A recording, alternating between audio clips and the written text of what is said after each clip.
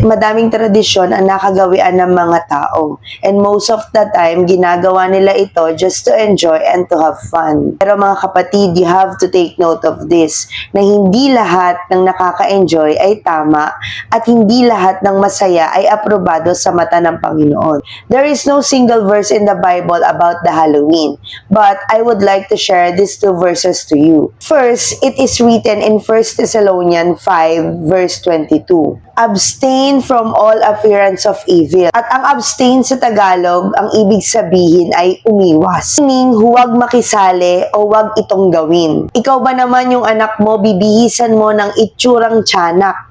Yung iba naman, mga imahe ng white lady na may saksak na kutsilyo sa ulo just to win the prize. So, sa mga ganitong klase ng pagkakataon na pumaparada ang mga bata at sila ay nag-e-enjoy, sa kalaunan, ito ay kanila ng makakalakihan. Itong mga ganitong klase ng kaalaman ay pwedeng maging stronghold ng kaaway sa buhay ng isang Kristiyano. Oo nga, hindi tayo mapoposes ng devil, pero pwede tayo ma-influence or ma-obsess. And demonic obsession is often described as a persistent attack on the mind by a demonic force, aiming to hinder a person's spiritual being. Yung ating pangalawang verse ay mababasa sa Ephesians chapter 5 verse 11. Have no fellowship with the unfruitful works of darkness. Mga kapatid, we have to try to learn what pleases the Lord. So we have to be careful the way how we are going to live. Huwag natin i-entertain ang ganitong klase ng pagtitipon. Lalo na if you are a believer of Christ and still attending to this kind, huwag po tayong makipaglaro sa kadiliman. Dahil kahit kailan, hindi po pwedeng magsama ang darkness at ang light. Pansinin niyo yung mga character na hina-highlight sa Halloween,